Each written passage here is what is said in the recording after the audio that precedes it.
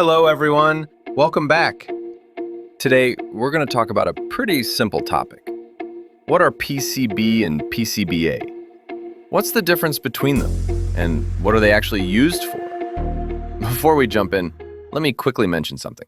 Working Bear also runs a blog about electronics manufacturing. If you're interested in learning more about this industry, feel free to check it out at mpe.researchmfg.com. All right, let's get started. PCB versus PCBA. What's the difference? At first glance, this might seem like a very basic question. But someone recently asked Working Bear about it, so let's go through it together.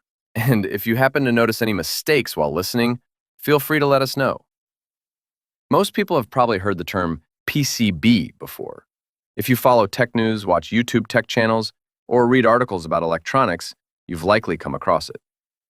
But PCBA is a little less familiar, especially if you're not working in the electronics industry. Sometimes people even confuse PCB and PCBA. They only differ by one letter, but in the electronics manufacturing world, they actually mean two very different things. What is a PCB? PCB stands for Printed Circuit Board. Some people also call it PWB, which stands for Printed Wiring Board. That term is used in some countries, but in most of Asia, people simply say PCB. The way PCBs are manufactured is actually somewhat similar to printing. Basically, a light image is projected onto a board through a film mask, and then chemical etching removes the unwanted copper. This process leaves behind the copper traces that form the electrical circuits. Over the years, PCB manufacturing technology has become much more advanced and precise. But the basic idea, printing circuits onto a board, is still the same. Why do we need PCBs? Modern electronic devices have so many features because they contain a huge number of electronic components and circuits. All of those components need something to sit on and something to connect them together. That's where the PCB comes in. A PCB basically acts as a carrier for electronic components. Components like resistors, capacitors, inductors, IC chips, connectors, all get mounted onto the PCB. The copper traces on the board provide the electrical pathways that allow signals to travel between components. Here's an easy way to visualize it. Imagine the Earth as a big piece of land. The roads connect cities and towns. In this analogy, the PCB is the land. The copper traces are the roads. The electronic components are the cities. Without the land and roads, the cities wouldn't be connected. Bare board versus assembled board. A PCB that only has the copper circuits but no components attached yet is called a bare board, or sometimes a blank circuit board. Once you start mounting electronic components onto that PCB, it becomes something different. It becomes a PCBA. Why PCBs are so important? PCBs are one of the most important foundations of the entire electronics industry. Almost every electronic product uses them, from smartphones and laptops to cars and industrial equipment. Flexible circuits, or FPCs, can also act as carriers for components. But those are typically used for specific applications where bending or space constraints are important. In most electronic devices, rigid PCBs are still the main platform. You could even say that the PCB is like the engine of the electronics industry, because almost every electronic device depends on it. Environmental impact of PCB manufacturing. One thing worth mentioning is that PCB manufacturing involves electroplating processes. Those processes require large amounts of water and electricity, and they can also create wastewater pollution if not managed properly. As environmental regulations become stricter around the world, the cost of PCB manufacturing has also increased. Major PCB companies in Taiwan. Taiwan actually has a very strong PCB industry. Some well-known companies include Zhending, Unimicron, Compec, Chinpoon, Nanyang PCB, Gold Circuit, Nanya Plastics, Yaohua. And of course, there are many more companies involved in the PCB ecosystem. PCBA assembly is usually handled by system manufacturers or EMS companies such as Foxconn, Quanta, Compal, Pegatron, Wistron, Kinpo. These companies either assemble their own products or provide manufacturing services for global brands. Behind all of this, there's also a large upstream supply chain that produces materials like copper-clad laminates, insulating films, solder masks, adhesives, and stiffeners.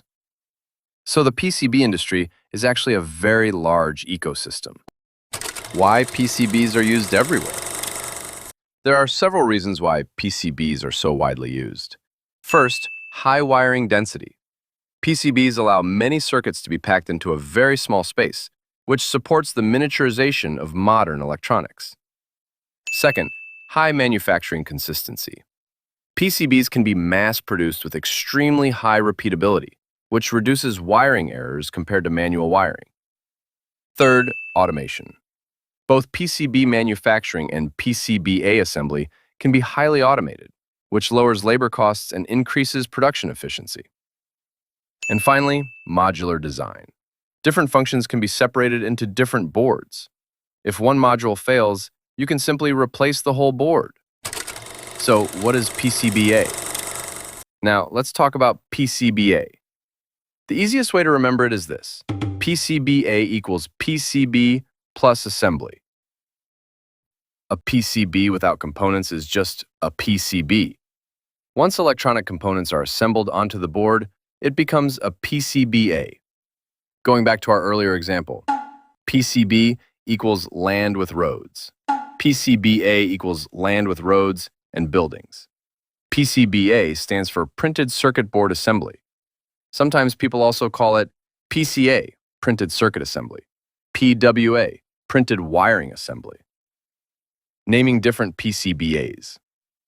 In a device that contains multiple circuit boards, each board is usually named based on its function. For example, main board, I/O board, display board, charging board. If there's only one board inside the product, it's often simply called the main board. How components are assembled onto a PCB. Today, the most common assembly method is SMT, or surface mount technology. The process works like this. First, solder paste is printed onto the PCB. Then, electronic components are placed onto the board. After that, the board goes through a reflow oven, where the solder melts and permanently attaches the components to the PCB. Another method is called wave soldering. This is usually used for through-hole components, which are larger components with leads that go through holes in the board. In wave soldering, the PCB passes over a wave of molten solder, which solders the component leads to the board. Some products actually use both SMT and wave soldering in the same assembly process. Final thoughts. So, after today's discussion, you should have a clear understanding of the difference. A PCB is just the board with copper circuits. A PCBA is the completed assembly with electronic components installed. A PCBA can sometimes be sold directly as a finished product, for example, computer motherboards, graphics cards. But a PCB by itself cannot function as an electronic device. Only after components like ICs, resistors, capacitors, inductors, and connectors are added does it become a working electronic assembly. All right, that wraps up today's discussion. If you have any thoughts or questions, feel free to leave a comment and join the conversation. And if you're interested in electronics manufacturing, you're always welcome to subscribe to Working Bear's YouTube and podcast channels. Don't forget to like and share. Thanks for listening, and I'll see you next time. Bye-bye.